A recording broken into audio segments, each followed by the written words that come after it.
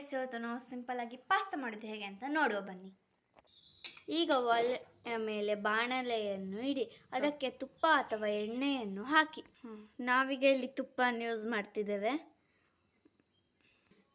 ಈಗ ಅದಕ್ಕೆ ಈರುಳ್ಳಿಯನ್ನು ಫ್ರೈ ಮಾಡ್ತಾ ಇದ್ದೇನೆ.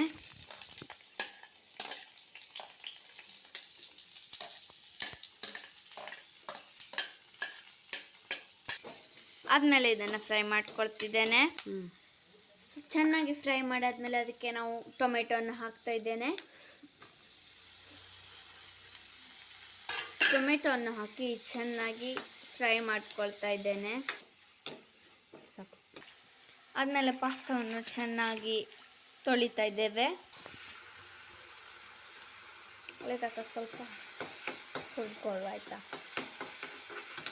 ಅದಕ್ಕೆ ಪಾಸ್ತಾವನ್ನು ಹಾಕ್ತಾ ಇದ್ದೇನೆ. ಆಮೇಲೆ ಸ್ವಲ್ಪ ಹೊತ್ತು ಫ್ರೈ ಮಾಡಿಕೊಳ್ಬೇಕು.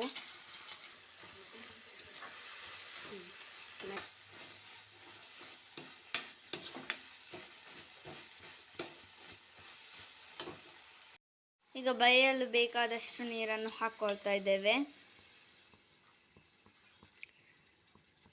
ನೋಡಿ ಗೈಸ್, ಎಷ್ಟು ಚೆನ್ನಾಗಿ ಬಂದಿದೆ ಅಂತ. ಇಲ್ಲಿ ನಾನು ಯಾವ ಸಾಸನ್ನು ಉಪಯೋಗಿಸ್ತಾ ಇಲ್ಲ. ಅದರ ಬದಲಾಗಿ ಇಲ್ಲಿ ನಾನು 1 2 3 ಮಸಾಲವನ್ನು ಯೂಸ್ ಮಾಡ್ತಾ ಇದ್ದೇನೆ. ನೋಡಿ ಗೈಸ್, ಇದು 1 2 3 ಮ್ಯಾಗಿ ಮಸಾಲ. ಇದನ್ನು ಈಗ ಸ್ವಲ್ಪ ಹೊತ್ತು ಬೇಯಲು ಬಿಡಿ. ಇದನ್ನು ನಾವು ಒಂದು ಪ್ಲೇಟಿಂದ ಕವರ್ ಮಾಡ್ತಿದ್ದೇವೆ. ಗೈಸ್ ನೋಡಿ, ಚೆನ್ನಾಗಿ ಬೆಂದ್ಮೇಲೆ ಇತ್ತಲ್ಲ ಕಾಣಿಸ್ತಾ ಇದೆ. ಚೆನ್ನಾಗಿದ್ಮೇಲೆ ನಾವು ಇದಕ್ಕೆ ರುಚಿಗೆ ತಕ್ಕಷ್ಟು ಉಪ್ಪನ್ನು ಹಾಕಿಕೊಳ್ತಾ ಇದ್ದೇನೆ. ಸರಿ, ನೋಡಿ ಗೈಸ್, ರೆಗ್ಯುಲರ್ ಆಗಿ ಇಷ್ಟು ಉಪ್ಪು ಬೇಕಾಗುತ್ತೆ. ಗೈಸ್, ಆದ್ಮೇಲೆ ಚೆನ್ನಾಗಿ ಮಿಕ್ಸ್ ಮಾಡ್ಕೊಳ್ತಾ ಇದ್ದೇವೆ. ನಂತರ ಇದನ್ನು ಸ್ವಲ್ಪ ಹೊತ್ತು ಬೇಯಲಿಕ್ಕೆ ಬಿಡುವ. ಮಿಕ್ಸ್ ಮಾಡ್ತಾ ಈಗ ಇದು ಬೇಯ್ತಾ ಬರುವಾಗ 1 2 3 ಮ್ಯಾಗಿ ಮಸಾಲನ್ನು ಹಾಕಿ ಮಿಕ್ಸ್ ಮಾಡ್ತಿದ್ದೇನೆ.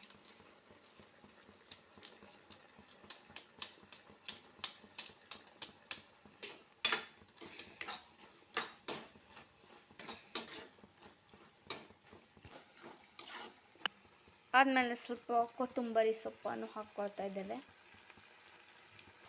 ಆಮೇಲೆ ಅಲ್ಲಿ ಚೆನ್ನಾಗಿ ಮಿಕ್ಸ್ ಮಾಡ್ಕೊಳ್ತಾ ಇದ್ದೇವೆ.